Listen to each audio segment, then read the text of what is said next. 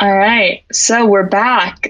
You guys have been traveling through Etef with your two friends and your loyal hyena dog, Jeff, but spelled the fancy way. And you recently had a little bit of fun encounter with some fae spirits, so that was good.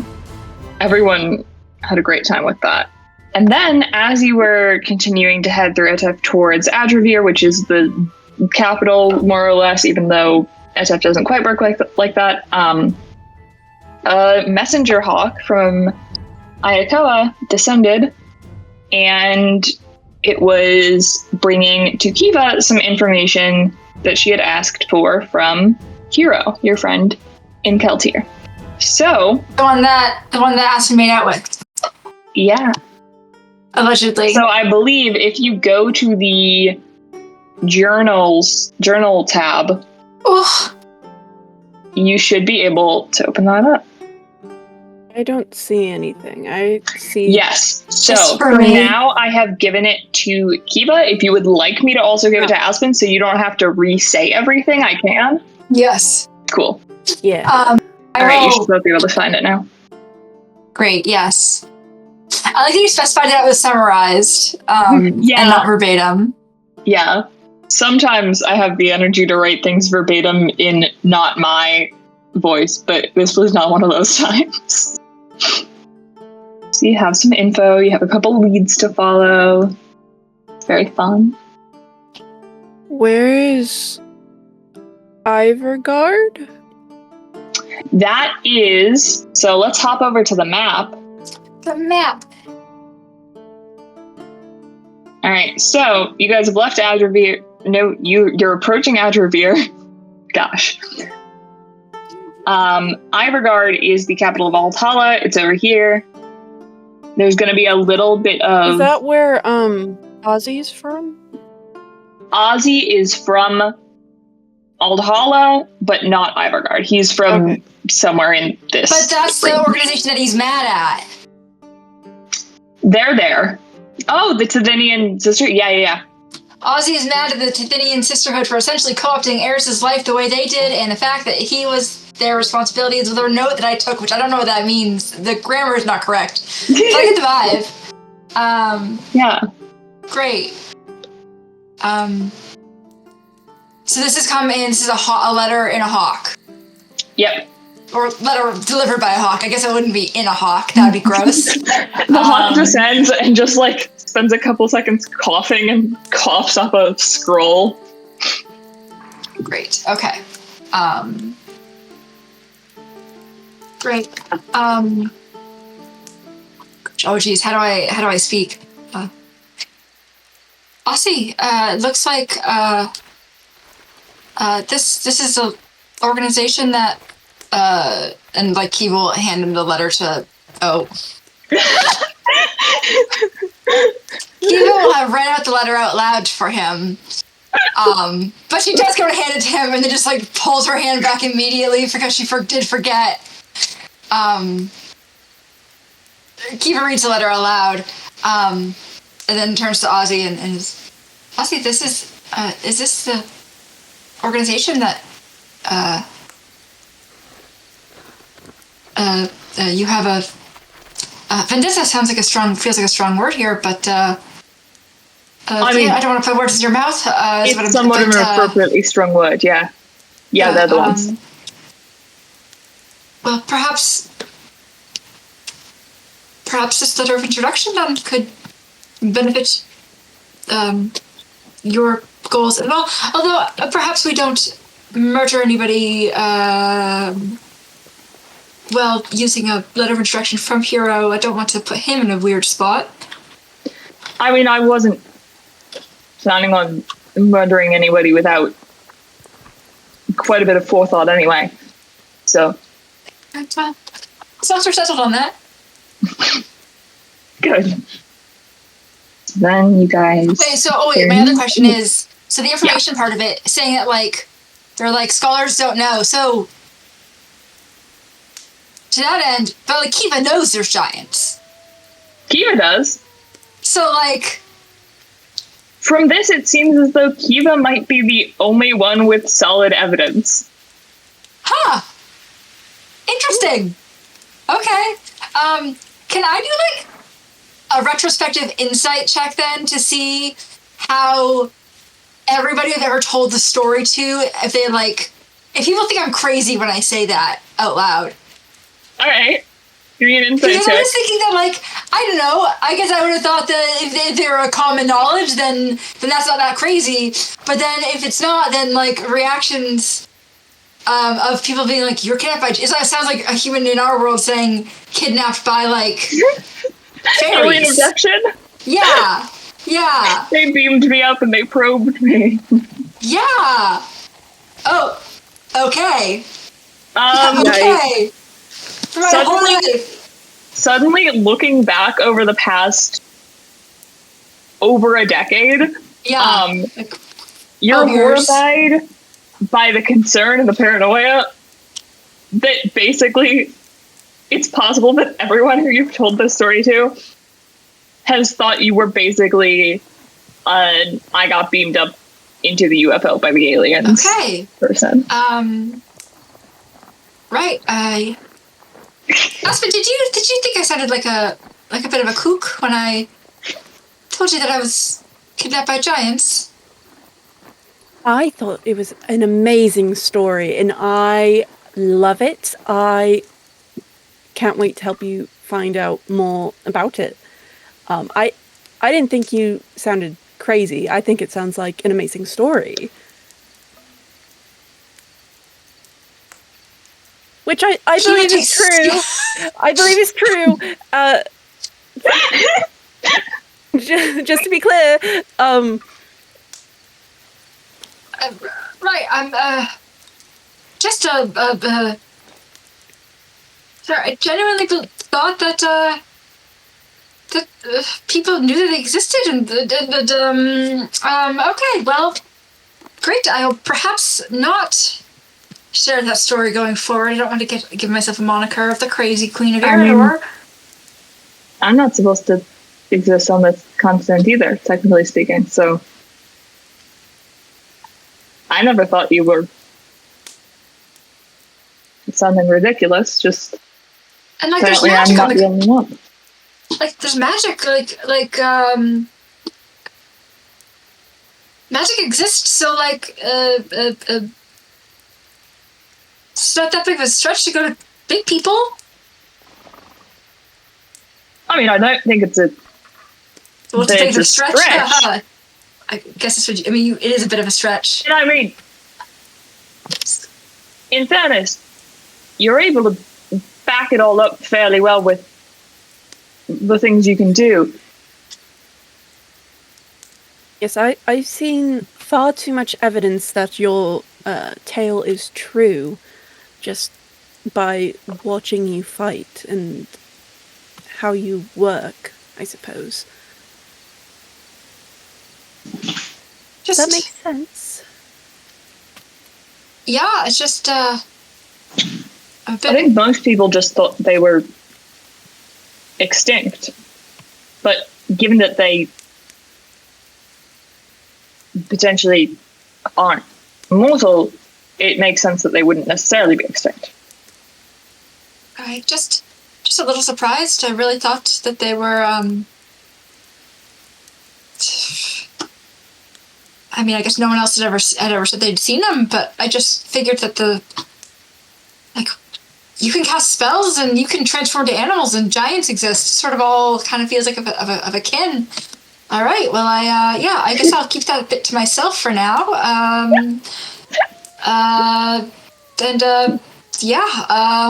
Okay. Well, that really puts a spin on my personal goals. Well, I guess we'll get there eventually.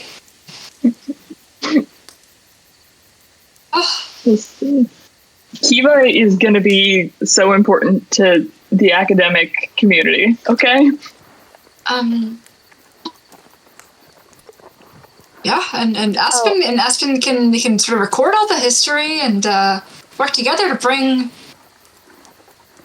liberation in, well, mentally, like, academic, but also real, perhaps. I don't know. I'm a little thrown by all this.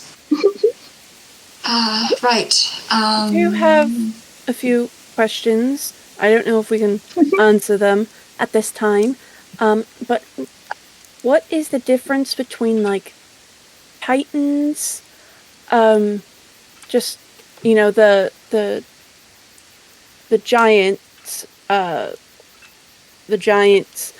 and Ettins? I don't...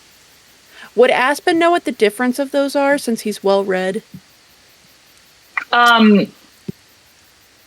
Make a history check. Can I help action? Yeah. Great. Help action. Thank you. Ettins have 2 heads. Oh, okay. Oh, that's okay. I heard the name. They were a monster in one of the D&D seasons, D20 seasons, is what I'm now realizing. So that's the primary difference there. Yes.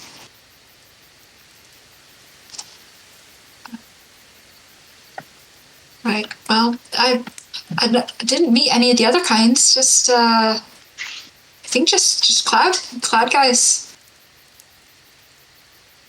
When I was with them.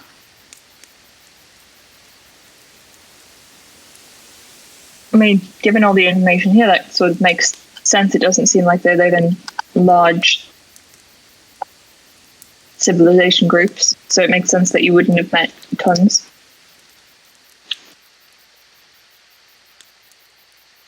Right. Okay, well, I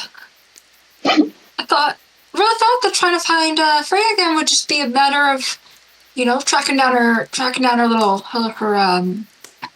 manor. But I guess it's sort of a rediscovering a lost, like, people's thing instead, possibly, which is a bit above my pay grade. By the way. Is this like a new day? Are we still in the same day as the fairy circle thing? I believe this was that evening. Because it came right down after that happened. Mm-hmm. So you guys could be having this conversation sort of like around your campfire, probably. And here's another thing, Kiva, is based on the interaction you guys had in the fairy circle, they seemed to be aware that giants are real. Yeah, right. That's what I was just looking at. It's mostly the material plane scholarly community that's not sure. Right. Which makes sense. And I guess Champion of the Giants takes on a whole new meaning. What did you say? It was the same day, or was it? Yes, it is. It is. Okay. It's that night. It's that night after. Mm-hmm. I'm looking at my character sheet and I'm like, who am I? Real. Fair. Right. Champion of the Giants and bringing back. We got to bring back tieflings to the continent and really just bringing all the people together. I guess I really guess the crown might be good for something then. Something. Certainly seems like your future royal to-do list is growing already. That's a bit what I'm worried about. I do not pity you, I think. I do a bit right now. It's a lot put on my shoulders. I was supposed to be the princess. But I mean, supposed to be marrying a pretty man. You've got years until you have to be in charge, right? You don't have to worry about it concretely just yet. Wait, did I say I do not pity you, or I do not envy you? Pity. You said pity, but I meant envy. Okay, that makes more sense, because I was like, wow, Aspen's coming out this hard. Okay. No. Envy, I don't pity you, but Someone might. I do not envy you. Yeah. No, my roll to-do list. Sure, I don't have to enact change now, but if people are suffering, or, well, I guess the giants thing's really just for me, but I guess the scholars, which I don't really care. I mean, I'm more like, I miss my friend, and the sort of thing about childhood events is that they sort of start to feel like a dream after a while. So it's been a good long time that if I didn't have some concrete proof that I'd happened as it did, I maybe myself think that I was a little bit crazy. So that's sort of that, but I don't know, helping Saskia and the people, I don't think that can wait till I'm in charge. I think that's got to happen earlier. Could happen. Yeah, that sounds great. I just wasn't really aware of the sort of political system and processes and how much power. I was barely trained in this. My sister was supposed to do it. Right. I forgot about that for a moment. I was been a couple really of years concerned. I that went makes over sense. from learning like how to throw a proper ball to frickin' world peace, continent peace at least. Yeah. So I guess we should add to the to-do list. Figure out how much power you have. I mean, I have a good deal, because as long as I'm not with my father, I'm sort of like, the power to speak on behalf of the nation, whether he likes it or not. If he wanted me to stay in line and things, then he should have kept Seamus and Dane on our trail. They sent us off. Now I'm the crown princess. Fair enough.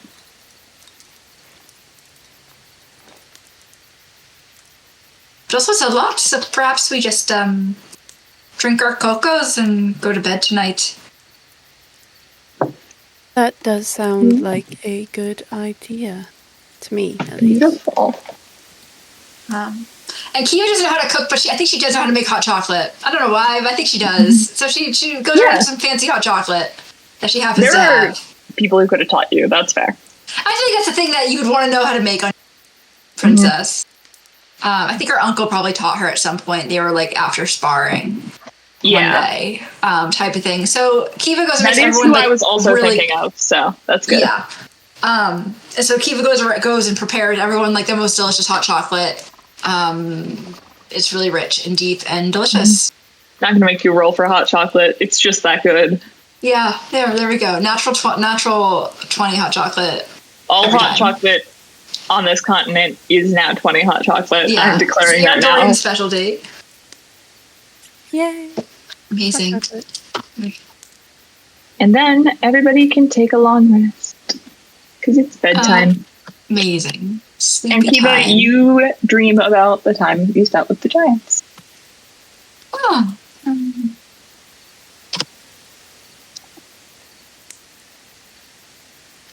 Oh, I was like, why is there a roll happening? I love when like the silly things have charges, and then you roll for them, and you're like, oh yeah, that's what it is. I own that. That is one of the benefits of the virtual tabletop, is you're not going to forget to roll for that because it does itself.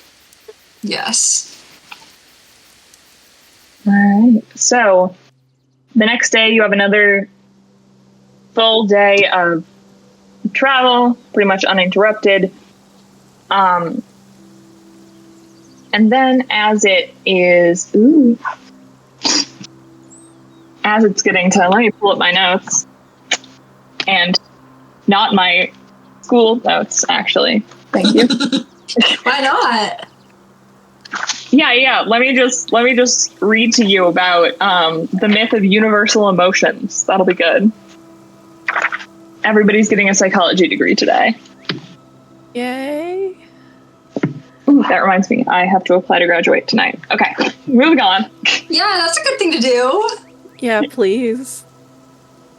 I would have done it earlier, but I had to get something changed because it said I was getting a minor that I wasn't getting, so that was going to be a problem. Anyways. Free minor. Nice. As it gets to afternoon, late afternoon-ish, the sun's beginning to set in the distance.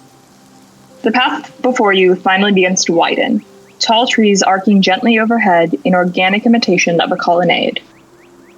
As you get closer to Adroveer, you begin to hear traces of music from ahead.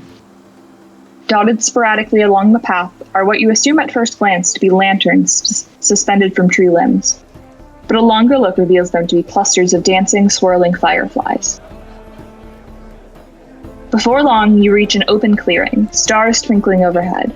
Around the edges are the homes and buildings of Adroveer. They're in the trees, but not as though they've been constructed there from logs. More so, it seems like the trees grew almost naturally, almost willingly, into those shapes. More people are spread out before you than you've seen all in one place since before crossing into Etef. Children chase each other barefoot through the grass. People dance to rhythmic drum beats. A circle of older women sits weaving, their looms the antlers of elk that lounge docile by their feet. Long tables are laden with food. Some ways away, fire crackles merrily in a large circular pit dug into the ground, a narrow plank laid like a bridge across the opening. Welcome to Adroveer. Adroveer.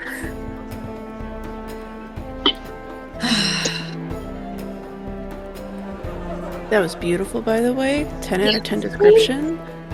Yes. Thanks. I wrote it while I was bored in class. That's hey, that's the way to do it. Wait, so there's people, there's old lady weaving. Mm-hmm. And there's children running around, and there's people dancing. There's a lot of celebratory mayhem. Is it late? It is. The sun is beginning to set. It's late afternoon. Can Kiva hold out her hand to Aspen and whoever's on our other side and to go see if they want to go dance? Can we go join the dance? Can we just go dance? You can, yeah. Shall we? Of course. This sounds like fun. Great. We go dance. All right. Everybody boogies. And you're very much sort of welcomed into the dancing and the partying. So is this like a festival, it seems? Sort of, yeah. So you guys had heard from the Capture the Flag teens that basically what's going on in Adroveer right now is this summit that happens every once in a while of all of the various nomadic druid tribes, where they sort of gather here to discuss any collective Etef business and things that need to be discussed. Whereas most of the time they're sort of roaming in their nomadic druidic way. So from what you can see, it appears that this summit is also kind of a festival. Great. Also, within about 5 minutes of you guys getting there and going over to dance, Jeff is playing with the children. The children are playing tag with Jeff. Oh, you look so happy. There's what looks to be maybe, I don't know, like a 2-year-old that is riding Jeff as they chase each other.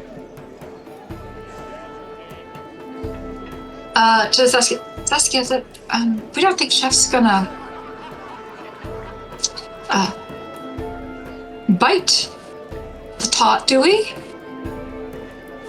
I mean, I think he would have already done so if he was going to. Which is perhaps not a comforting answer, but it's the one that I have. All right. And he's been with us for days. He's seeming more and more domesticated. Amazing.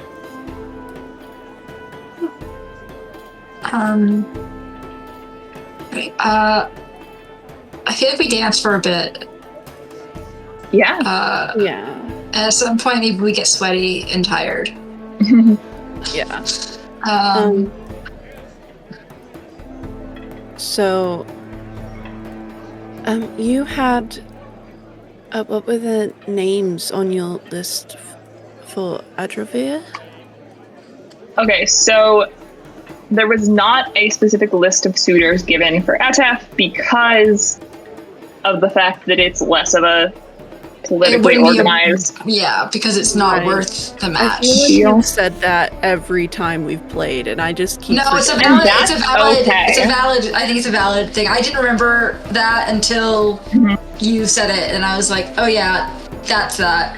And also, part 2 of that fun fact is the realization you have as you think through that Seamus and Dean forgot to leave any of the like dossiers and things with you. They took those with them. What are dossiers? Those Like, were the basically like the those schedules.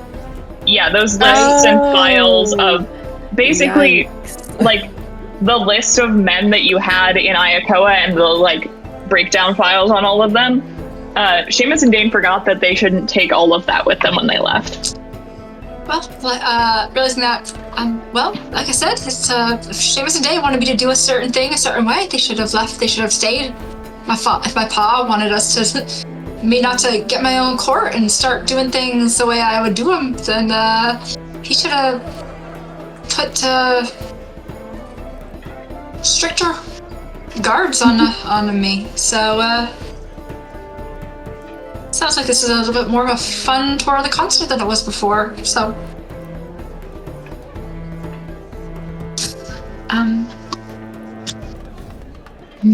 But perhaps As I you should guys go sort of- seek out some leadership or something. Yeah, I was gonna say, as you guys sort of take a break from dancing, maybe get some food, Give Jeff You a big hunk are- of meat so that he doesn't eat the children. oh yeah. Yeah, I'll say most of the fare here seems to be, like, it's a lot of plant-based, it's a lot of, like, That makes sense. vegan type stuff, but there is some meat as well. And it's a situation where you can tell that this is a culture that's made up of a lot of smaller cultures where, like, there's not a lot of homogeneity among this food. Like, it's all distinctly Etef in terms of what food you've encountered in the different nations, but it's a mix of a lot of different things. And as you guys are grabbing some food for all of you and for your beautiful kind hyena, you're approached by an older woman of sort of indeterminate age, especially because she's seemingly elven or half elven. And she approaches, and let me grab my notes. What in the world? Have I been foolish? What's happening? Oh, I might have forgotten that's foolish, yes. Hang on. Yep, I'm just Cecilius. There we go. I lost the names, and then I brought them back. And she holds out a hand to greet you. The Crown Princess of Iridor, I presume? Hi. Pleasure to make your acquaintance. Thank you. My name's Indira. I'm a part of the Summit Council of Tribal Leaders. Is that Indira, Indira, or Yep. Deera? Okay, great.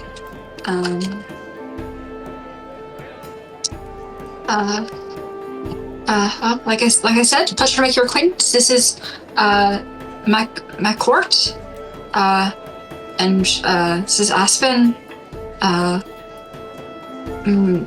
Matt Royal. Well, I don't remember the title I gave Aspen. I think we said it was maybe a workshopping it because we didn't know if it was perfect. I think I have it in my inventory. Oh, Probably. No. Royal Scribe. I know we do have them. Because you. Yes, I know it's Master of Sights, which is the worst. Aspen is official royal scribe of the Eridorian royal family. Aspen is Master of Sights. Saskia is Keeper of the Stars.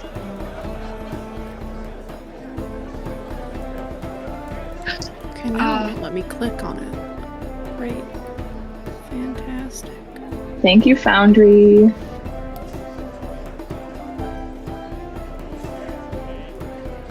Let me just write those down real having quick. a pleasant time so far.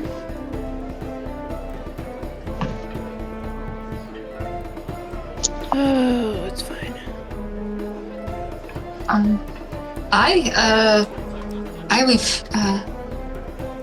Your people are lively dancers. Yes. We're very pleased that you've come to visit. If you'd like, the Summit Council is excited to meet with you. Yes, I think we'd like that very much. Right. She leads you into one of the buildings sort of off to the side. And there's a little like campfire bonfire moment going in the center of this large open room. And there's a number of people sitting on a circle of stumps of wood around as chairs. Not that I needed to specify that. I feel like you got there on your own. Aspen, Keith whispers, I'm so glad they have chairs here. But yes. And Indira gestures. Yeah. There it is. What was her name? The lady that said sup? Indira. Indira, Indira. Indira. In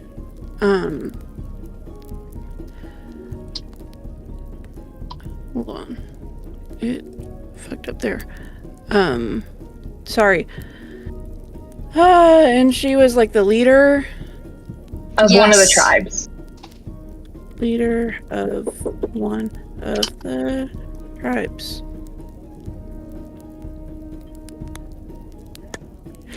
My dad was getting me dinner. He's so nice. Yay! Was he wearing a proud dad t-shirt? Yeah, I don't know what saw It that. definitely said something dad on it, and I said, oh. It Probably said proud Purdue dad or something on it, because I don't care about the middle bit. Yeah. proud dad. He is Just a proud dad is honestly even a better shirt than proud blank dad, because it seemed like you're just proud regardless. Mhm. Yeah, just be a proud dad. Yeah. Yeah. Thanks, Dad, for dinner. Thanks, Dad. My dad got me dinner. My dad also got me dinner today, which was very nice. So, to get back on track, we had gone. Us on track? No. Never.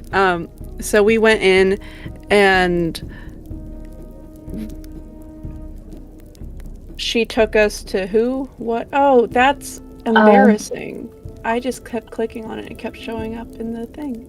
That's embarrassing. You're good. I'll delete all of those. Fancy That quill. happens. I wish I was more observant. Because I was clicking on it and I was good. like, why is nothing happening? It was popping up over there. Mood. I mean, today, Yeah. I literally told you today, yes, that's how you spell a thing, and then immediately said, no, that's not how you spell a thing. So, you know. She brings us to a little fire pit room where there's where everyone's sitting in seats. And then Kiva turns to Aspen and says, I'm really glad they have actual chairs here. Oh yes, Chet, my back has kind of been hurting from laying on the ground. Yeah. Sleeping. Yeah. I mean, unfortunately, these still aren't chairs with backs. But God damn it. Right, but it's not. It's unlike Kaltir, where there was no chairs at all. So it was a real drag. A real stand. There were chairs in Keltier, just not for the council. Yes, but this is the equivalent. But they make really Their good council's shoes not- there, That's remember? Their shoes are amazing. Yeah. I love world building. Dumbest Cannon is one of my favorite parts of it. Guys, I love world. So I will die on the open mic night hill. World building is my passion.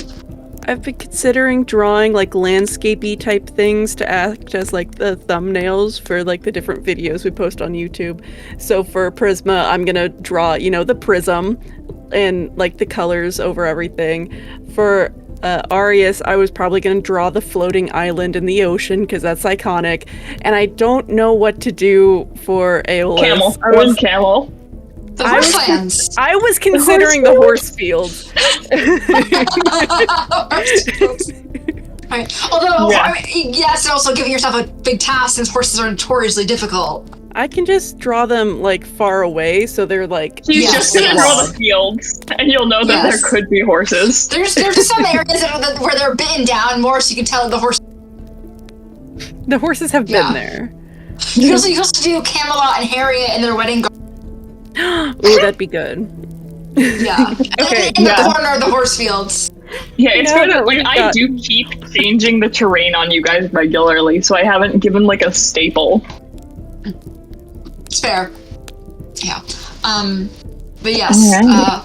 there's Yeah. at least some seats. We can sit down with the council. Yeah, you guys Instead are of- welcome to sit in the circle with them.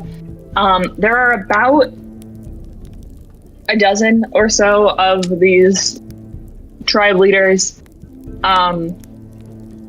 Most of them look to be ambiguously on the older side. Like, they're definitely well-established adults. They're in adulthood for sure. And sort of and this is also what you've gathered from hearing about the way that everything is organized here. These are sort of the elders of their respective tribes, because there's still no formal leadership system. Even Are like the they young-looking ones are the humans? elders. Yeah, this is elder more as an honorific title, Oh, okay. Not actual old. Okay. not the Not oldest necessarily actually old. Okay. Thank you. Are they Yes. Are they all human? Or are they a mix of like what are their species? Yeah. I would say so. A lot of sort of like the kids you met and played Capture the Flag with, there's a lot of like what you've noticed is there's a lot of human and elven mixing in terms of everyone's genetic makeup. So like the use of the term half elf is loose here. You've got a lot of people that might be, I don't know, like 3/4 elf, whatever. But They you've don't do blood quantum. Good. But there's not like Oh, hang on, I'm not done. a jellyfish person or like a There's not. moose. There is a centaur. Great. That's classic. Yeah. There's Gotta one guy have a that's a centaur. Is the centaur sitting down, like laying with their horse No. legs folded, or are they standing? The centaur is standing. Are they wearing Okay. pants? Nope. Are they male or female? Why are you looking? Yes. Stop looking. Anna acting, not Eva. I'm just fascinated by the idea of centaurs, and you're like, your junk's just out? Like, but you're sentient? Well- That's crazy. That's crazy. You would have to. The way this is all set up, in order to get a good look at the junk, you would have to be pretty clearly checking out their junk. Okay. So, Noted. do you want to? No. No, rephrase. Kiva is morbidly curious, but has more decorum. That is something that she has learned. She has that much sense of Just a self. little and more decorum refrigeration. than that. Yeah. She has I manners. feel like where we're to have a nudist, it would be Etef or Etef.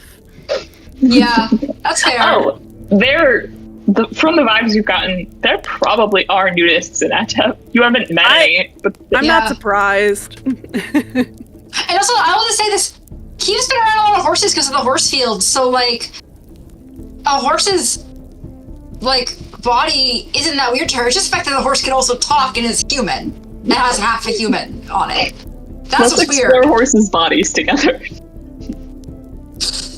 Okay. Anyways, right. So everyone's sitting down on a tree assumption all sun. Yeah. So we're eye height with it. I'm gonna get off this track. I'm gonna get off. Don't worry about it. Don't worry about it.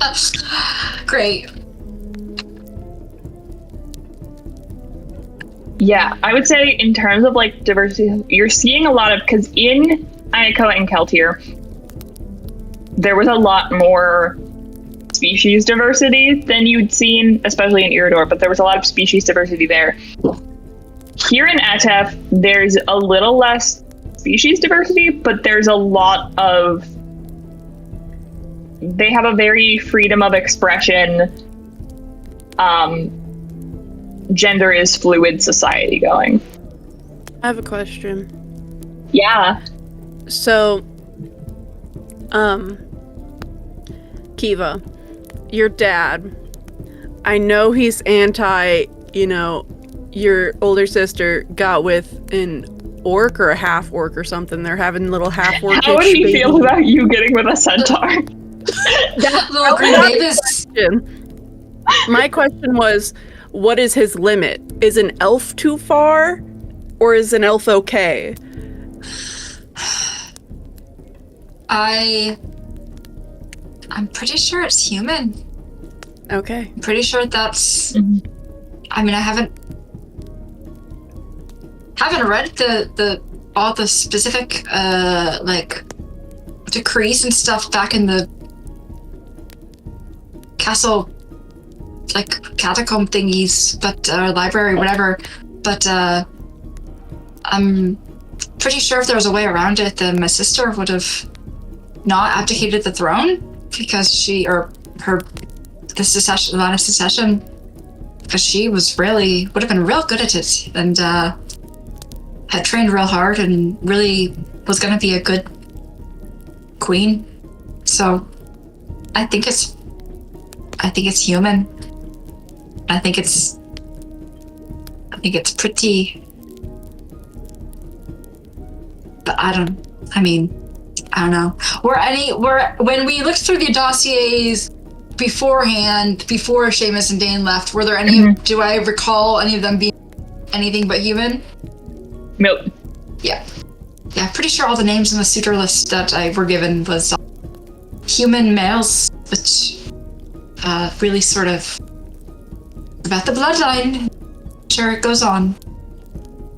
Yeah, and a little bit of Iridor political lore that you both would be somewhat familiar with, especially, Aspen, you know very well that in terms of, because the all human thing is for the royal bloodline, but there is definitely throughout Iridor very much an overall vibe of humanoid superiorism, sort of.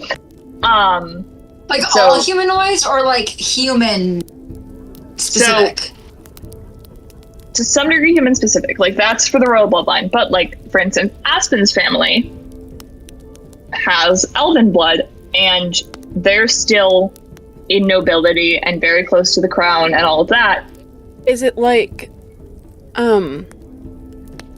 the more monstrous the species, the more frowned upon they are? Yeah. Interesting. You gotta be human passing and aesthetically pleasing in Iridor.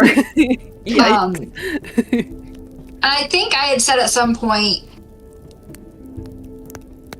that Colleen and Malachi split their times between the palace grounds and Malachi's family. Is that partially because they're accepted Malachi's family that is sort of like Colleen likes to spend time with her family, but also they're not poop in Malachi. Malachi is Malachi's my brother-in-law. He's an orc. He's an orc. Oh, okay. Okay. Because I remember you saying something about having like a little brother or something. And so I was like, Killian? is that? Oh, okay. Colleen's older. Kiva is me. I'm in the middle. Mm-hmm. And Killian is the youngest. I feel like Aspen would have known that because I feel like that's kind of common. Yeah, you guys have spent a lot of time together. Yeah. Yeah. I guess. Yeah. My little nieces and nephews. They're so green and so cute, but sometimes they get a little bit weird looks from the brave staff or not the staff. Staff kind of have to be nice. Kind of have to. Otherwise, off with their heads. But, I'm kidding. But, Lucky! wait, so question. Are my parents racist? Not overtly. Okay, am I racist? You were definitely raised in a, kind of, internalized generational racism culture. It's not an overt racism, but it's the, your nice, polite, white grandma who's just uncomfortable with the idea of people of color. Okay, so it's like we don't have Jim Crow laws, but you know, your parents might say oh, your life will be so much easier if you marry a human. Yeah. You grew up in a passive racism culture. It's up to you whether you're racist. Okay, but obviously it's up to me, but I guess it's a matter of I don't want character. There's a sort of power in unlearning things, whatever. So at this point, I don't think she's shown that she's racist. So I don't think she is. Yeah, I think her initial reaction to Saskia was pretty telling on that. Not well, racist. Saskia also looks Saskia also looks like a human with just horns, right? I guess what color to is her some skin? extent. She have red She skin? has reddish, purplish skin.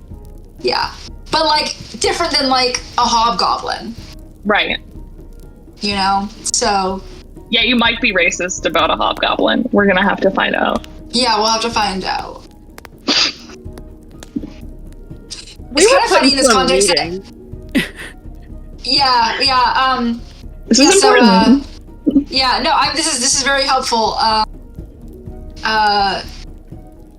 Okay, so we're sitting down with this council, and there's a centaur whose junk we're not looking at, and even though the centaur, and so therefore we would be looking to look at the centaur, so we would be eye level. I'm aware. Yeah. Okay. Sort of. Centaur's just wearing a cod piece and nothing else. A cod Just piece like a over horse where the string. human area would be, or the horse area? No, the horse. The horse area! Okay. I don't know But why. they are wearing titty tassels on their human packs. No. They're wearing two cod pieces. One in the human spot and one in the horse spot. No, there are no cod pieces. It's just impolite to stare at someone's junk, and that's true for So, humans, or real life. So yeah. Okay. We I guess we approach. We're sitting in the circle. Kiva does a head nod of respect because also she's royalty. So I don't think she actually curtsied to anybody, but she sort of does the thing that's allowed of her of respectful hello fellow world leaders. This is definitely something I'm good at.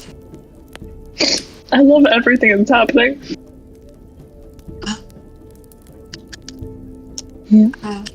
Thank you for welcoming us into your summit. And then repeats the same. This is my court. Blah blah blah blah blah blah blah. Titles. Yes. Then like folds her hands very primly on her lap. Yeah, they all sort of go around and introduce themselves. It's a lot of names. You can have some if you want. No, They're we're not good. terribly pertinent. Yeah. Well, we'll keep the ones that are important. Yeah. I was gonna say, like, I didn't even pick out 12.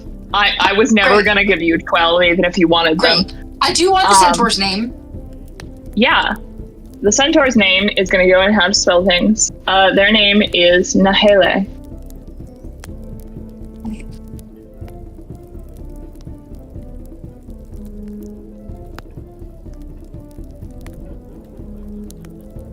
Great. That's a beautiful name. Yes. I'm going to write myself a pronunciation guide now so I don't forget. World building is my passion. And that means no one will ever know how to pronounce anything or spell it. And that's how it should be. If you aren't confused, then what are you doing? Yeah, and it also means that every time we go to a new nation, I have to create a whole new database of names, and it's a good time. Right. And I chose this. Yeah, exactly. Great. Yeah. So in the summit, there are some parts that I'm going to hand wave through because they don't matter to us, but they matter in world, which is a lot of like you guys talking about like trade details and basically the vibe of the whole meeting, unless you are gonna intend otherwise, is basically like solidifying everyone's intent to continue the good relationship that Etef and Iridor have once Kiva is in power. Yes, I like having friends. I'd like us to consider ourselves friends now.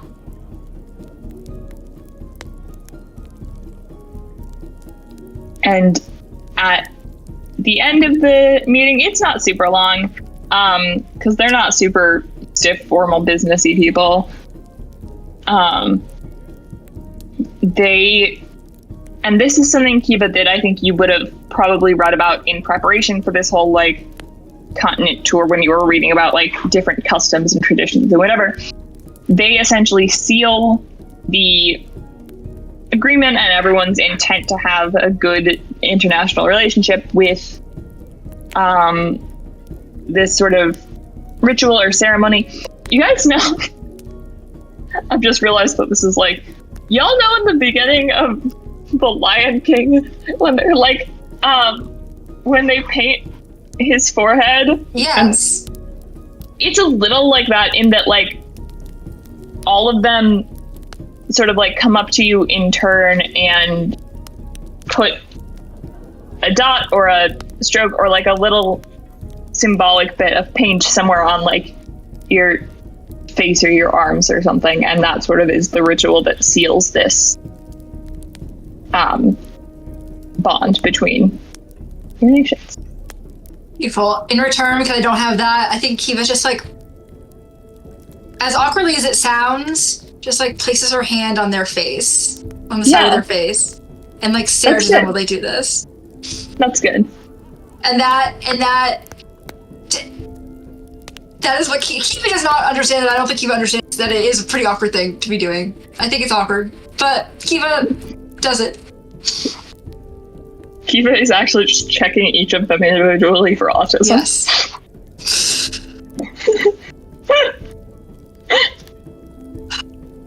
Did your mother take Tylenol during her pregnancy? I made a Tylenol joke the other day. I can't remember what it was. It was one of my best comedic moments, though, and I'm very proud. Good for you. I love that for you. Yeah, and then all of you sort of head back out into the evening and the festival that's going on. Can we pull Nahele aside for a moment? Yeah. Like, okay. I think that like sort of like the casual like math of like chatting, sort of, you know, whatever. Mm-hmm. I think he will do him over. Them. Okay. Sort of with her little group and to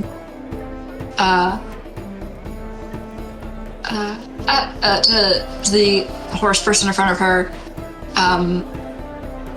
I hope this just doesn't come across as rude. I was just wondering if you're treated well as a sort of a little bit different than a lot of the other people around. Most of them are pretty human elf spectrum, and you're a little bit outside of that. I was just curious about if you're treated well by your compatriots. A good question. I am treated no differently than any others, except that everyone knows I am far faster and can win no race. So you'd say that these Etef is a tolerant people? Yes.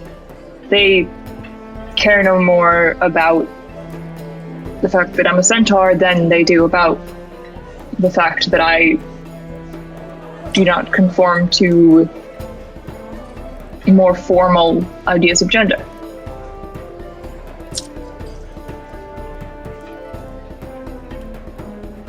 That's very, very good to know. I'm glad that you are treated well by your people, and that there's tolerance for those that maybe do not fit within society's expectations of them. I am glad of that as well. And also, you seem really cool, so we should be friends. Thank you. I would like that. If you're doing any races, well, during the summit, would like to watch. I'm sure you are pretty fast. I guess if you don't race, if there's no one to race, so that makes sense as well. But I believe you. What's the summit? It sounds familiar. It's like the festival. This is like the whole thing. It's like all people meeting up. Yes. Mm-hmm. That's what I thought, but I was like, did I misunderstand? Okay. Sorry. No, just, you're good.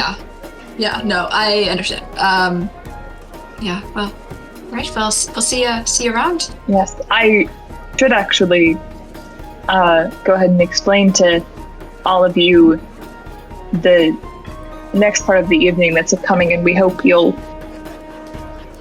participate, though of course you are by no means required. This is a ceremony that we do at every summit, and they gesture to an area where some people are setting up what look like large vessels of some sort of drink, beverage, whatever. Sort of the like fantasy / nature-y version in terms of like function of one of those big like Gatorade containers that it like has a little spout at the bottom. That's the best explanation I can have, but I've made out of like wood. That's the vibe. So this is a ceremony. Everyone will go up one by one, fill their cup from there, and essentially in each cup there are tokens mixed throughout the beverage that are symbolic omens of a sort to us, and we believe that whatever token is in your cup, whatever token you find in your cup, is an omen of your fortunes for the year to come. That sounds amazing. I would love to participate if that is allowed. Of course. We would love for all of you to participate. There's quite a bit of fortune telling this trick. This is... I should clarify, because of the world we live in, this is not any sort of formal divination magic ritual. It's more of a spiritual ceremony. Like a fortune So cookie. there is no... We had not thought of putting them in cookies. But the tokens won't get as wet. It wouldn't get as wet if you put them in a little... I feel like a cookie might be a choking hazard, though. Yeah, but you want things going around in your drink? There, of course, I respect the custom. I'm just saying that. It's alright. Many generations ago when this tradition was started, it was taken into consideration that the tokens would be in liquid, so the majority of them are carved from various types of stone. All of them are things that will not be harmed by being within the liquid. my Anna's brain immediately went to, what are those crystals that kill you? I think malachite, I think, is one of them. And there is a tradition, a part of this as well, that is, in all honesty, more a part of the story and the fun of it than something that is actually practiced all that often. I've actually never seen this done by myself, but the tradition goes that if you get one of the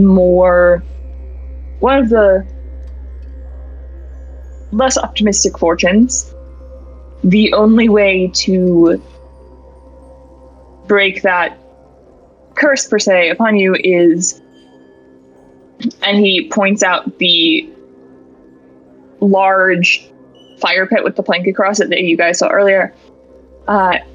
If someone crosses the plank across the pit for you, they will essentially cleanse you of that omen. Once again, it's not something that's done regularly. I've never seen it done myself. It's more a part of the story of it all. Could I walk across the plank even if I get a good omen? I suppose it is, though I should clarify, you cannot walk across for your own token. Oh, so I can walk across and help somebody else. This seems like a good deal of fun. I suppose. So, your friend gets a bad token. Mm-hmm. You take the token and walk across the plank. You don't necessarily need to be holding the token. Oh. I'd walk through fire for my friends anytime, so it's all good to me. Puts an arm around Aspen as a nice little hug. Aspen's like, I would do the same, but I don't know about fire. Mm-hmm.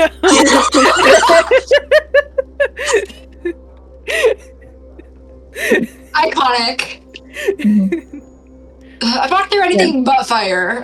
It doesn't have quite the same ring, but... I would walk over a bed of nails for you. And that's all right. I hope that won't be required. I hope so as well. Thank you. Right. But is there anything else that you have to do, or anything? It's just a plain. No, that's all of it. It does look. To come back? You guys looking at it, it looks narrow. It's a little bit of a. You probably could not fit your 2 feet side by side. What's it going over? A large round fire pit in the ground. Like, yeah, so it's a plank over. So it's not walking through coals; it's walking over coals, kind of. Yeah. Great. Aspen, you don't have to go walk over it. It's a balance and mind thing. Aspen, there's no one's gonna make you go over it or go near it. Don't worry about it. I'd rather not. That's fine. They said you can't do it for yourself anyway, so I can do it for you. And if I get a bad one, then Ozzy or Saskia or whoever, we'll just sort of we'll work it out. If all 4 of us get a bad one, that's where it's gonna get to be tricky. But Aspen, that's just so that we are pretty low. Subconsciously loves his shoulder.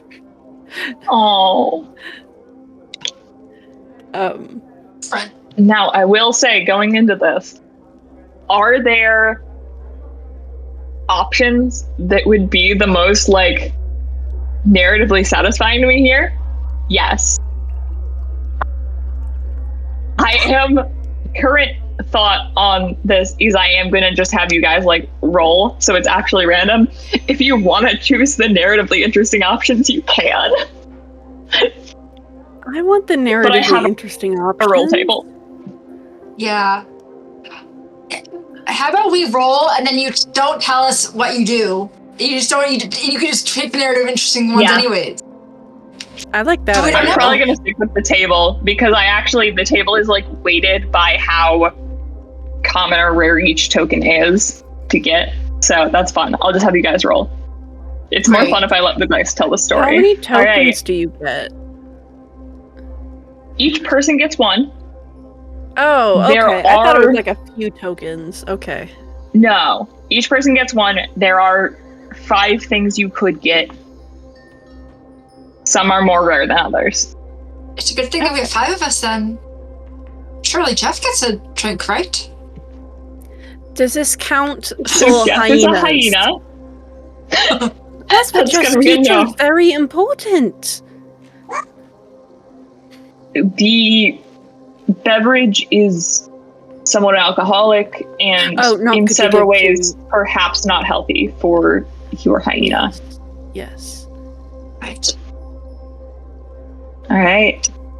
Shall we and there are already people, and it seems to be something that like started with these sort of 12 leaders per se of the tribes that went up and did theirs.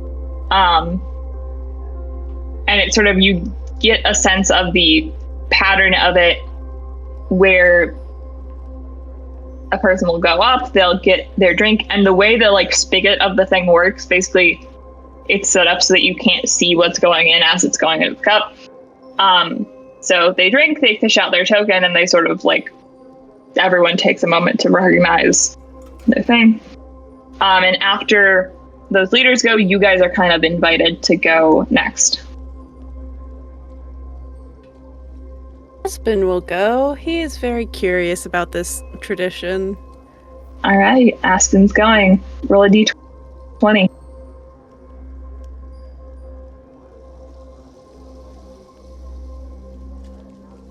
$17 isn't bad. 17's good. I should say also, 17 is good. I have arranged these on the table such that they're jumbled. Okay. So high or low doesn't matter. True. In this case, 17's good.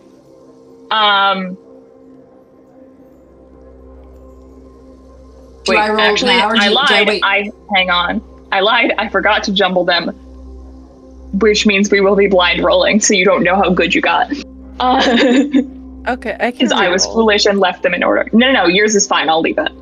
Okay. Great. So I will blind roll. And yeah, because you're about to find out anyway. Is that don't tell us immediately what the blind roll when it comes up. I've never seen a bad reaction. Wow, what did I never heard a grunt at a nat 20. All right, so we will handle Aspen's quick first. So, Aspen, you pull out of yours a cowrie shell. And Nahele is kind of stood by to help you guys interpret these because you're unfamiliar with their tradition symbols. He goes, cowrie shell. That is a symbol of good fortune for the year to come. That's good. Anything else? Is that it? It's one of the more simple ones, which sometimes is best. I mean, I can't complain about good fortune. All right. So thank you.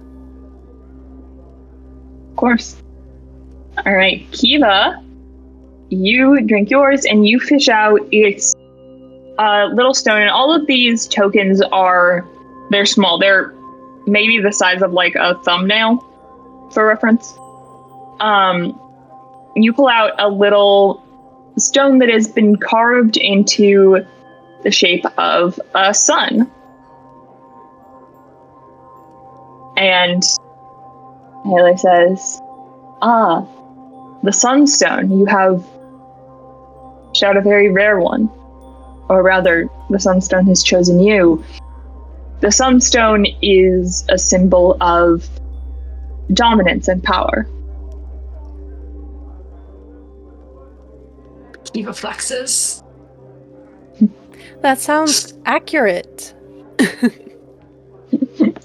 All right, and now I'm gonna roll for your friends. So next, Kiva nudges Aspen. Says, "I heard you're supposed to add embed at the end. Makes it fun." Just kidding. I'm just kidding. in bed. Like in a fortune cookie. You don't know that thing? Dominance and power in bed. Okay, so in our world, the joke is, oh, you get a fortune cookie and then at the end you add in bed, makes it funny. Oh, okay, that makes sense. Yeah, and so that's why I thought that was a very common. I've never heard of this, but I find it hilarious. I'm just That's an crazy. introvert. No, I mean I just mostly know people in New England. Okay, well, I mean, that sounds like a thing that'd be here too. I just don't have friends. It's like the S-shaped thing. Mm-hmm. I have rolled for Saskia, who goes up next. And she pulls out another shiny carved stone. Hers has been carved into the shape of a dragonfly. And Haley says, artistry on that is amazing. The dragonfly, this is another one that is not incredibly common, but not as rare as the sunstone. It is said to be Emrys's symbol, especially among the 5 symbols. It is an omen of change in the year to come, which can either be positive or negative. It simply is an omen of change and growth in the year to come.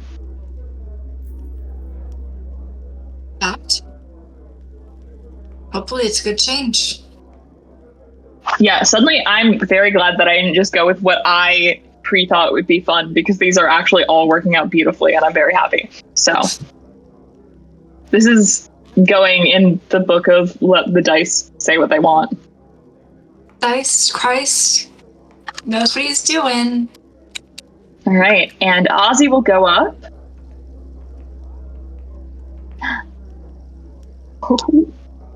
Okay. Ozzy pulls out a small stone that is carved into the shape of a skull. And the people around you guys kind of go quiet for a moment. And Haley says the skull is difficult to interpret in any other way than as an omen of death, either for the drinker, for a loved one, or by the drinker's hand.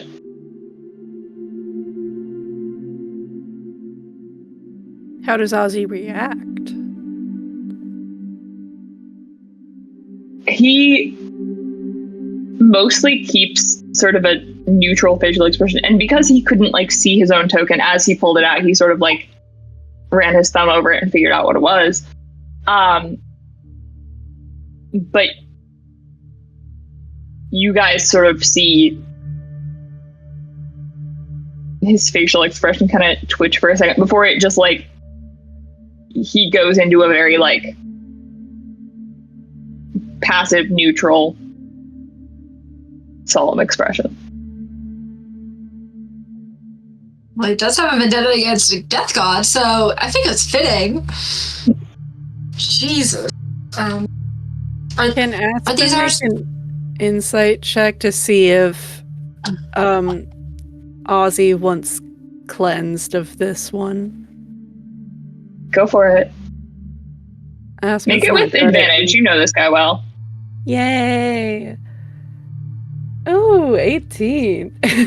Nice. Yeah, because I was gonna say, like, it doesn't make sense to make you roll insight checks the same on people you don't know and people you know. So, you can tell, especially from the way that he wasn't hiding his facial expression for a moment before he was putting on, like, a sort of intentionally neutral. He's kind of horrified about this. Okay, how does one go about the cleansing thing? You just you can just go for it. Okay, Aspen. All right. First, you are going to need to make. So the way this is going to work, that I have this set up, there are 2 rolls involved. The first is a wisdom save, which Aspen in particular will make at disadvantage. Yay! And then after that, for the actual crossing, it'll be a dexterity check. If you fail the wisdom save, the dexterity check is at disadvantage. Is the DC insanely high? No. So start with a disadvantaged wisdom save. Okay, Aspen will, have noticed that he'll, like,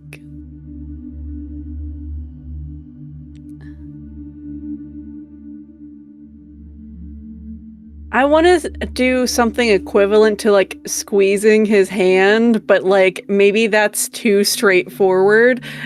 Touching hands is a little too gay. But, like squeezing his shoulder feels a little too straight. Go for the bicep. So, I was going to say biceps halfway between. He'll, like, I don't know, do some sweet little, like, thing to Ozzy, and then leave his friends to go face his fears. Because well, he's supposed to have good fortune, so here we go. You'll spend it all in one go. Oh, I'm gonna spend it all in one go. I'm kidding. Okay. You're fine. It'll be fine.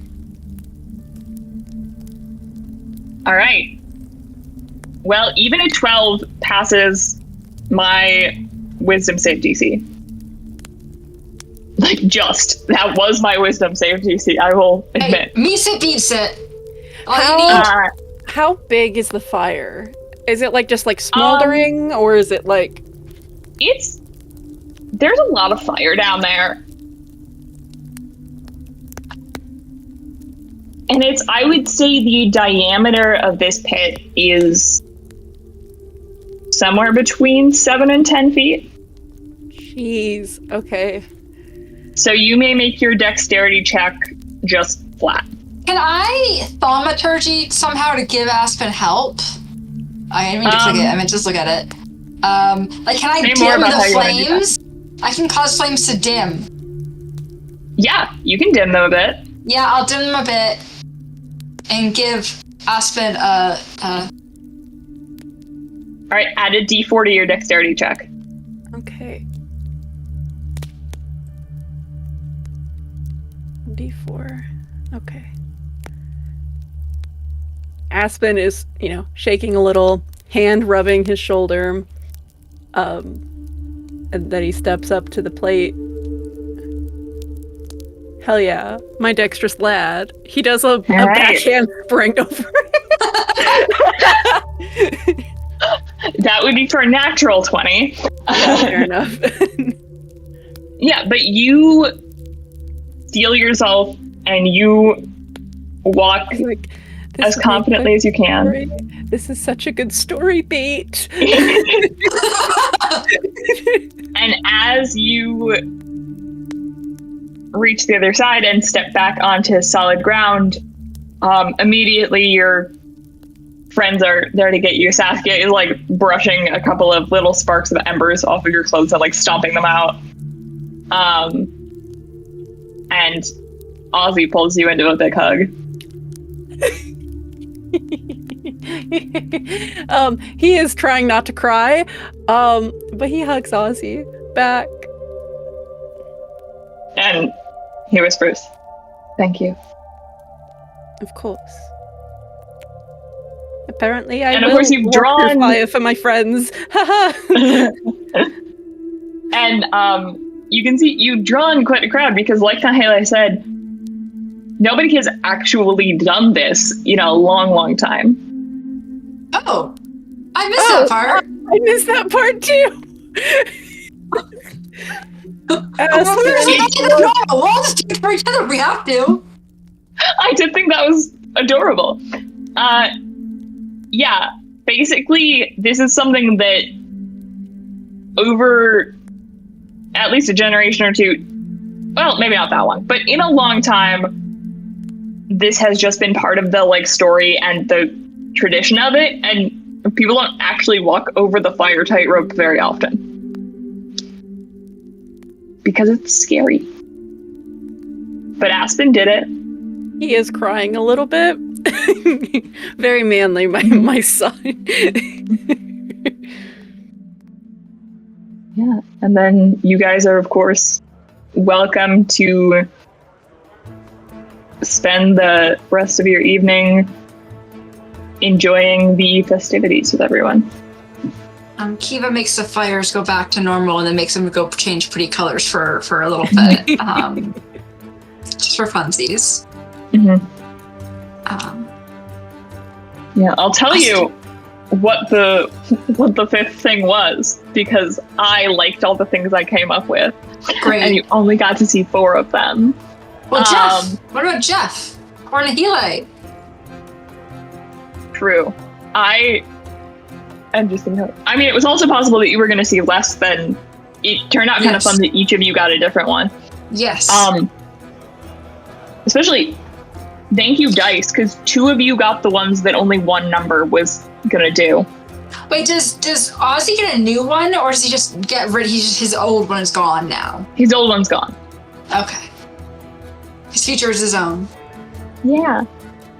The last one is it's like a slightly bitter nut, sort of like an acorn almost. And that is the sort of misfortune. That's the not great omen. But not as bad as the skull. Good. Great. Yeah, we, I guess, party with the locals. You party with the for locals? a bit.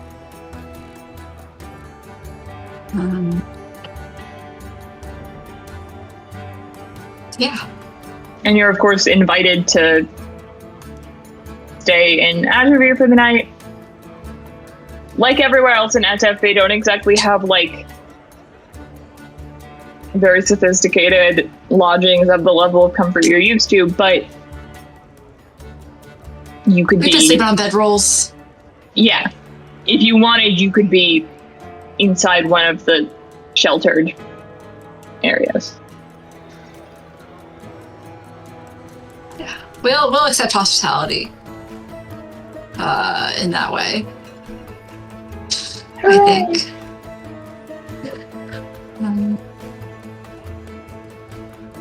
I think after a little bit, after the initial adrenaline died down, Kiva will go up to Aspen, how are you doing?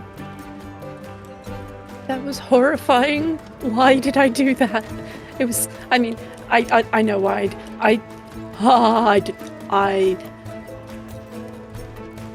didn't think I would do that, and then I did, and I'm very surprised at myself, yet very, very proud. You should be. Yeah, take inspiration, Aspen. I think I already had it. It's okay. I'll take it Take again. it symbolically or literally. Yeah, it's I think it's a mark of a very good heart for you have, they said, walked through fire for your friends when they weren't even in mortal peril. You just really, you did that. I mean, I could tell it like kind of horrified him. He just didn't, like we talked about last night, that's just how he is. He just masks, I suppose. Which I still find weird, but I'm realizing people are different than me, which is something a good writer needs to realize, because that's how you make a better, more fleshed out characters. But yes.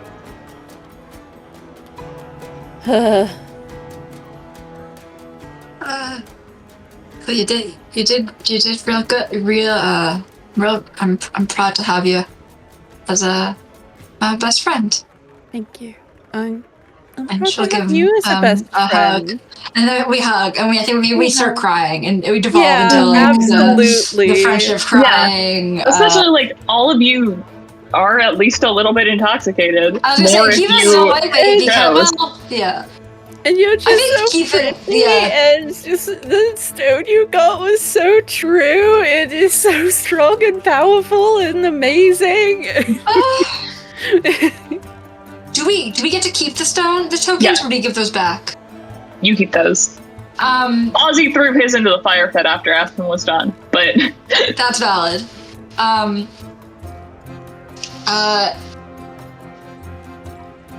He will find some like string and put Aspen's cowrie,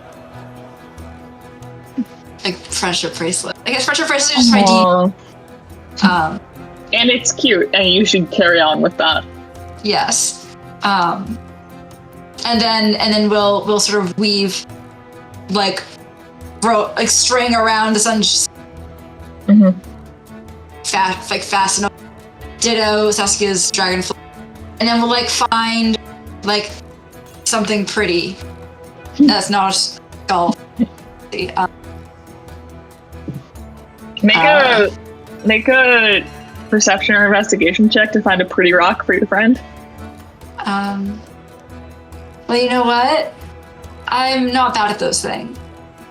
Yay! Today I might be.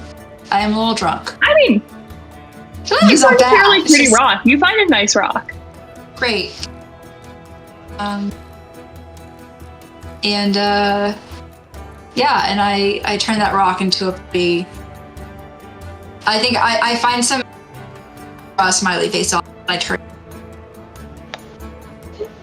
Love. And I tanned over the, like slightly dried pigment just so much smiley face now. Love it. Yeah, great. Ozzy got the omen of pet rock. Yeah, as he deserves.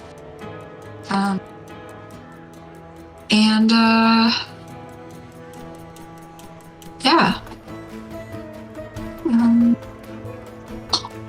We hang. Maybe we imbibe a little more, perhaps. If you'd like. When in Rome. When in It's Etef. certainly available. Great. Yeah, the food is good, the music is Cheers. good, the people are nice. It's a vibe.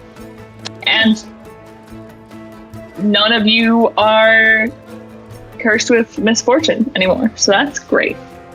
That is great. At some point, Kiva does drunkenly pull out her bagpipes and try to add to the music going on, and is not very good at it while intoxicated. Yeah. Fortunately, Many of the people nearby, also intoxicated, don't really care. And then pushes Aspen in front of a crowd and makes him tell Yeah, tell us a Aspen- story on the fire. Tell that one story that you're so good at. That you're so good.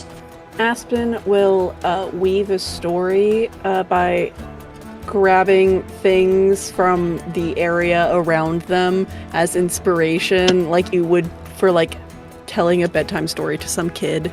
Heck yeah. And I think it ends up being about like a prince who saved a prince from a tower or something. And Gay. yeah, just a little bit. Yeah, that's amazing. I was gonna say, I think that Ozzy and Aspen should sit 4.5 feet apart, because 5 feet apart would mean they're not getting, 4.9 feet. Yes, Some exactly.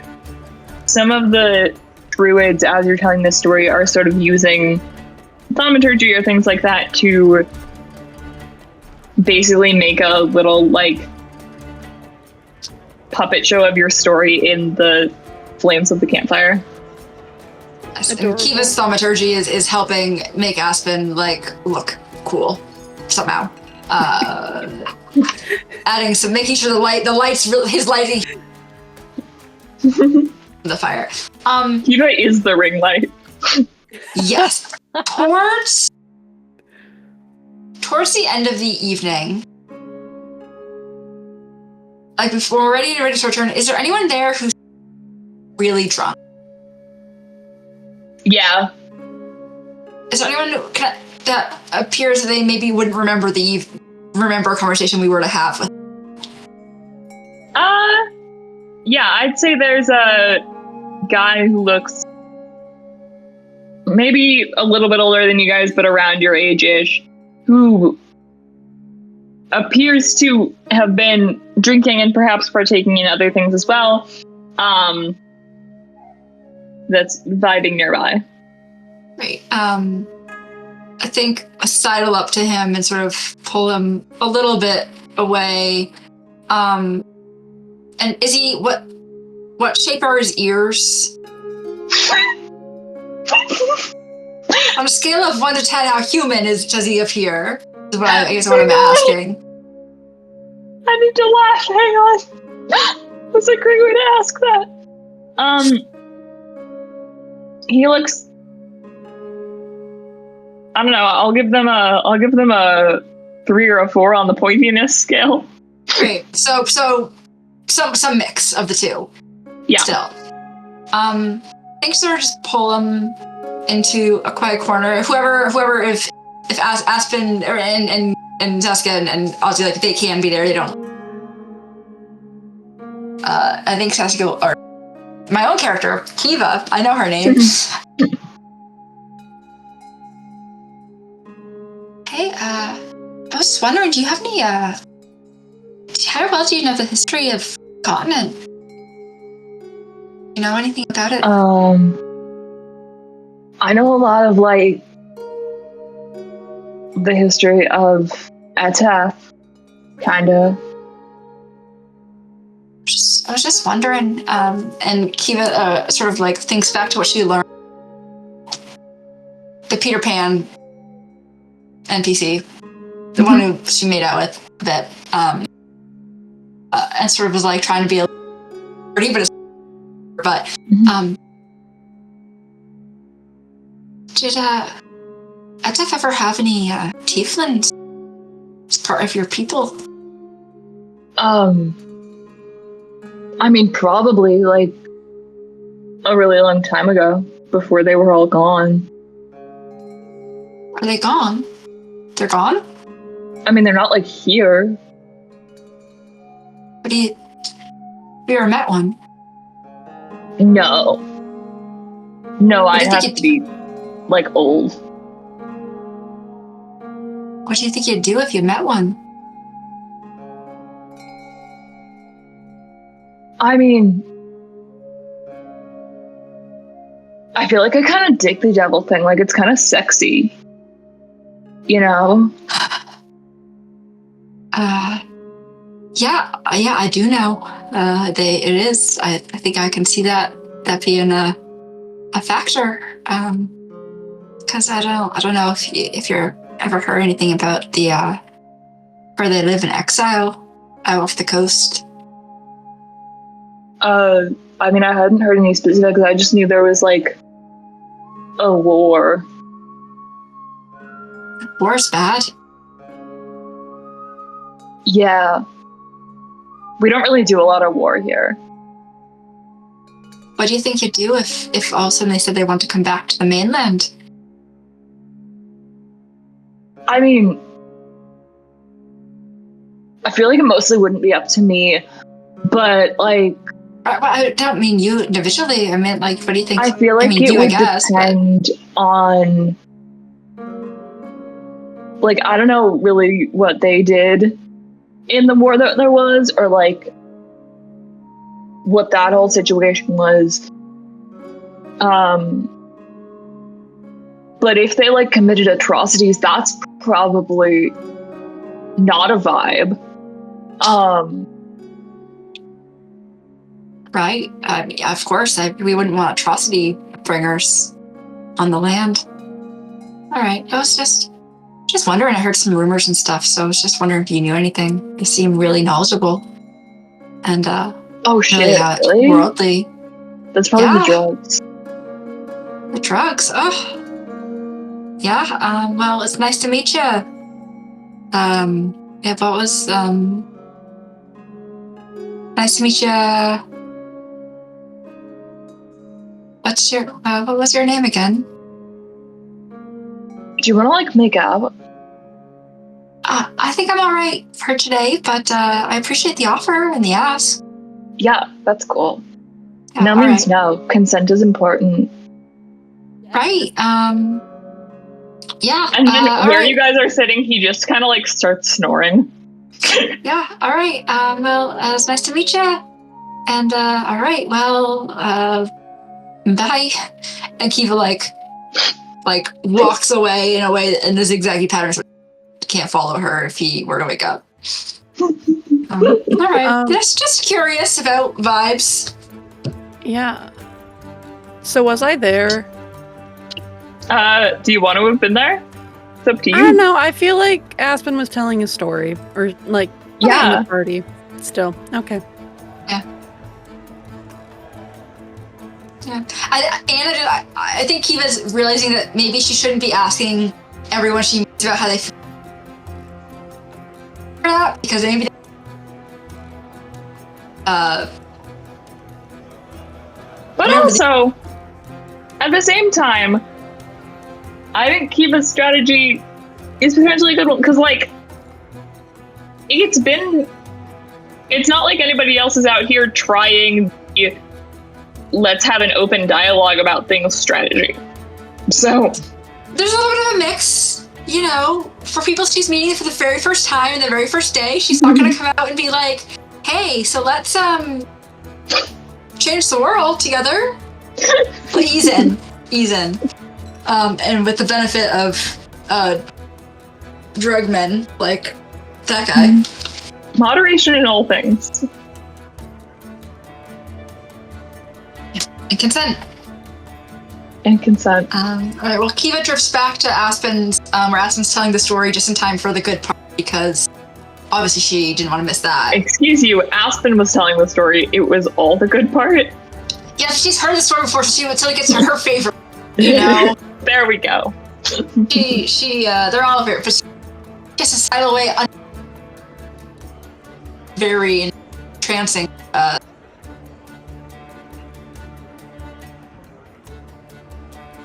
Yeah. After a while, we are look at our friends and I'm beat.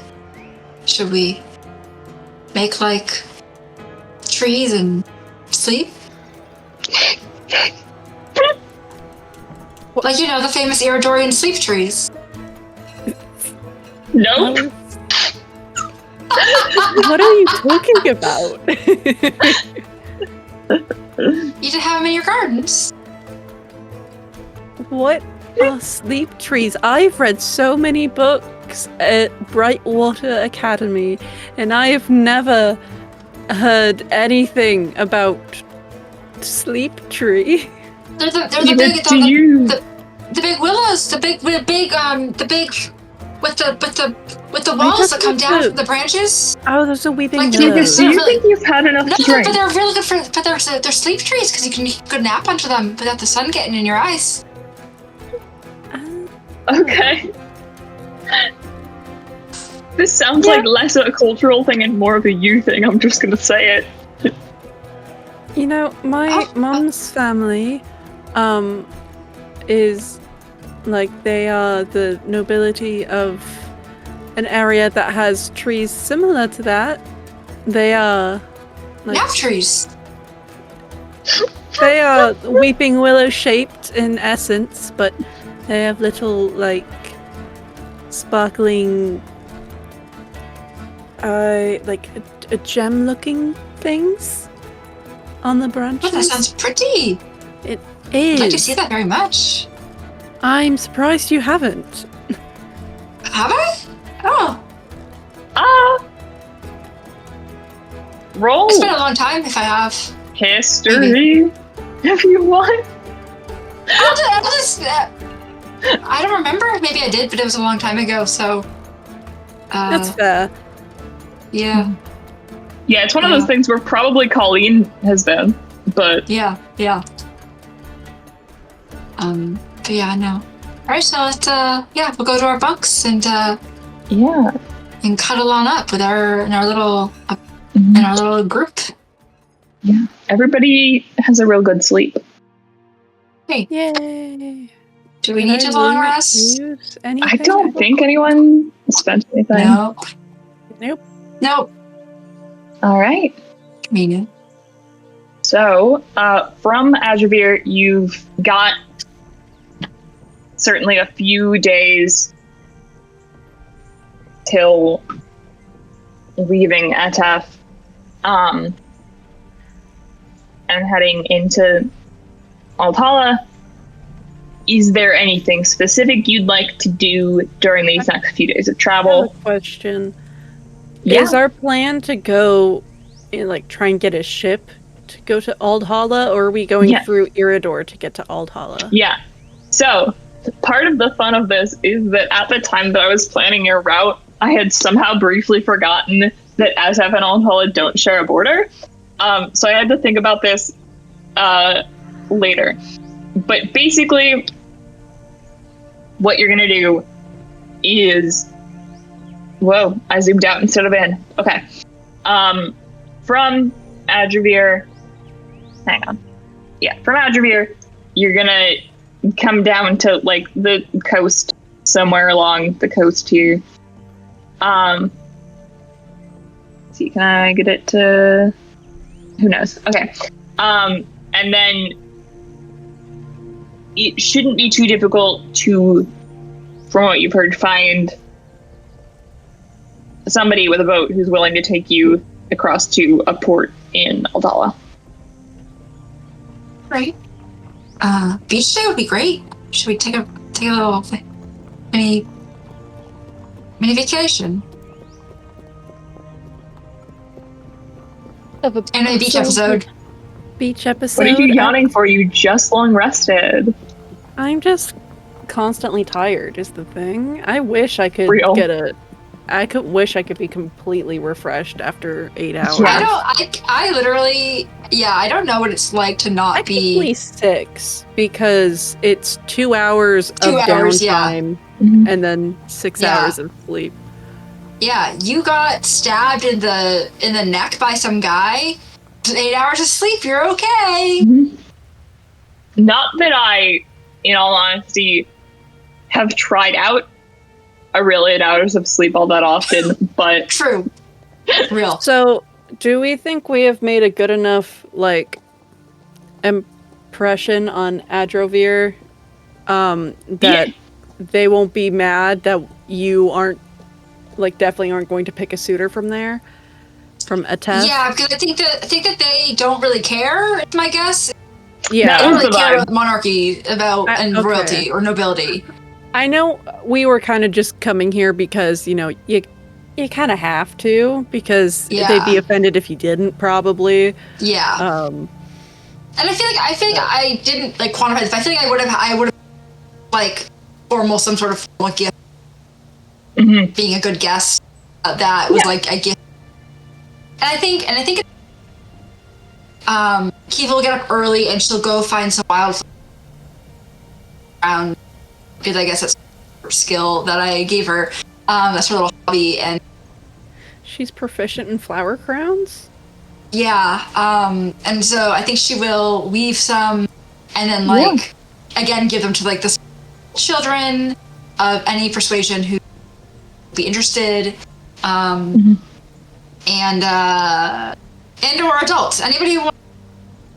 Just like post or like the weaving that she's, and is just like making them and like free to take them.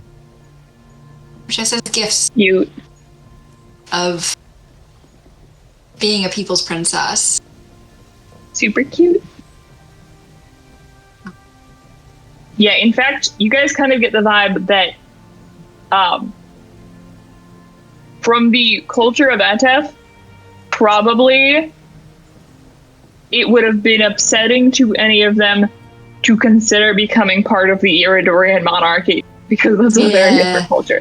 So not so much egalitarian over there. But yeah, I think Kiva like practical gifts of like resources that are maybe harder to get in a town, but like are useful, of like fine like sugar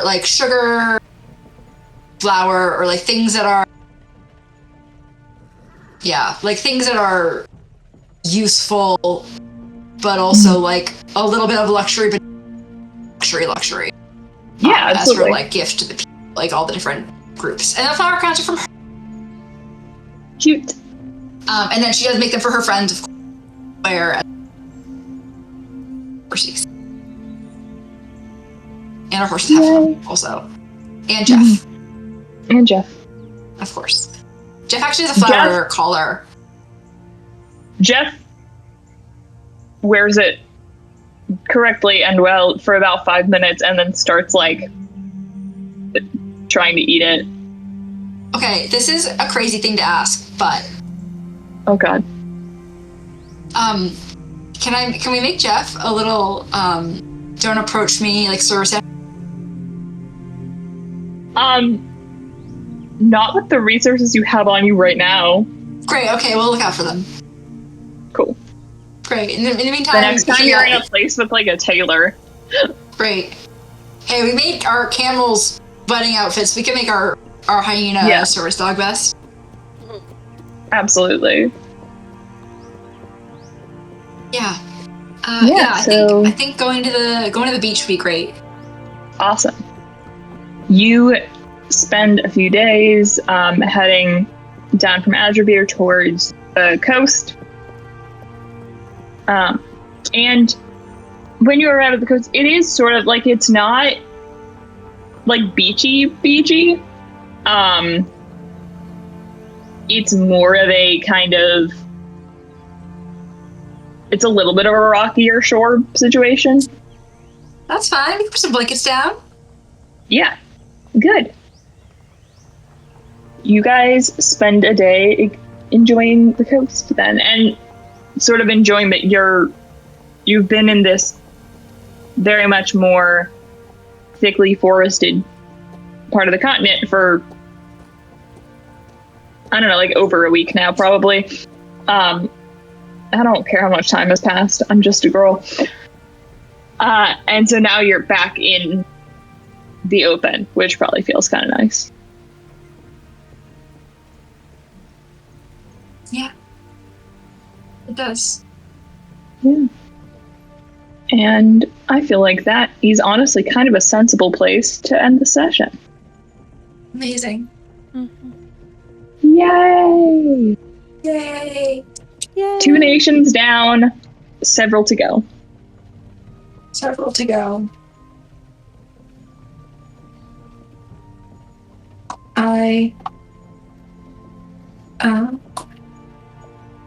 Yeah, but like, what if instead of going to Aldhala, we just went to Ozzy? You would have to convince whoever is granting you passage on their boat to do that. I mean, I have 6 IOUs from the king. So I'm just, I mean, if I was would be very happy because they would probably not. He would find out so quickly. Listen, I'm saying that the idea occurred to Kiva and Anna, but Anna knows that would be a pain in the butt for May, so Anna's not saying that. But Anna did look at the map and say, if we're gonna be on a boat, that island's right there.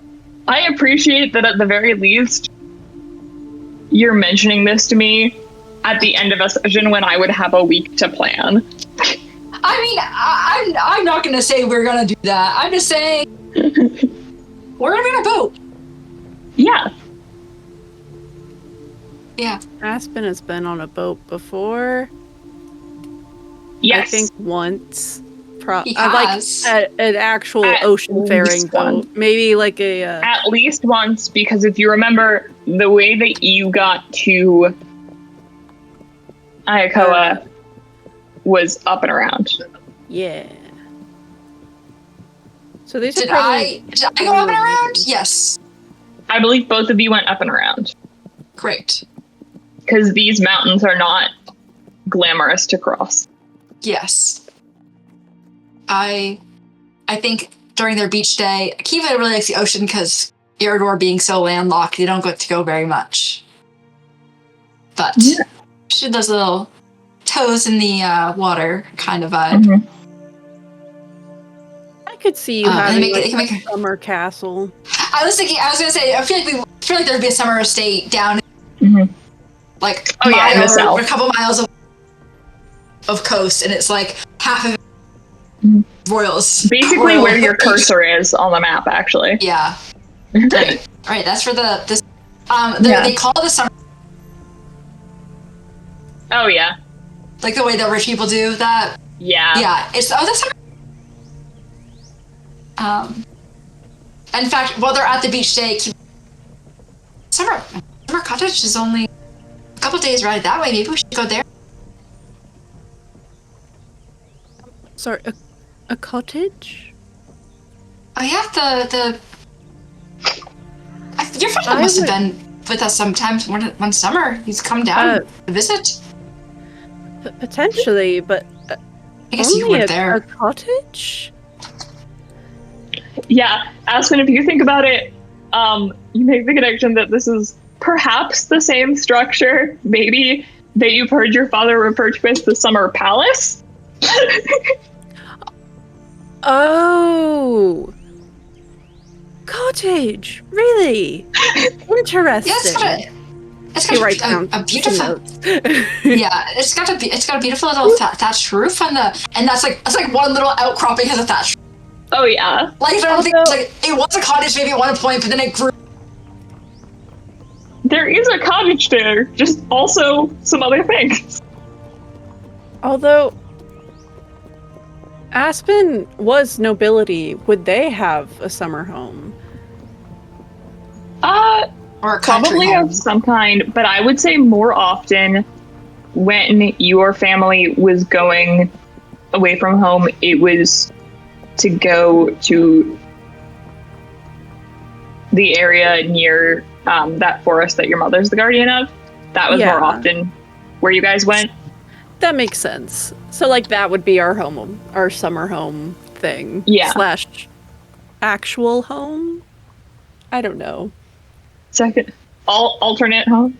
My other car is a TARDIS. The country manor. Yeah. Yeah. And also, Aspen spent a lot of time at Brightwater Academy, so I'm assuming that would be in Camlin, right? Brightwater Academy, I think I stuck it on the map at some point, but possibly just for me. I think I put it like over in this area-ish. Okay, then he would have also stayed there for most of his for a while. And where are the horse fields again? They're somewhere in between those two places. Like, I don't know what it is that it just made that your crazy, random, stupid headcanons that have become real. And for some reason, it just piles on in these. I love it. Horsefields is my favorite. Open Mic Night's my Summer Cottage is now my third favorite. I love it. Yes, me too. Yeah, and I think while you guys are having beach day, Ozzy teaches Saskia to swim.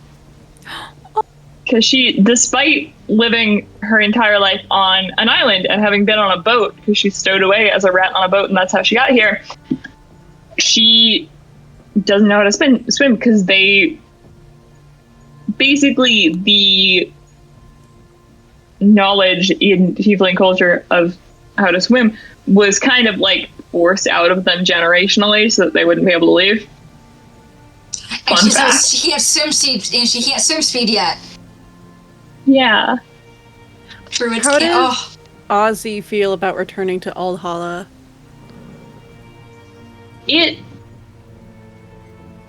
I'd say he's been open-ish to you guys about this over the past few days.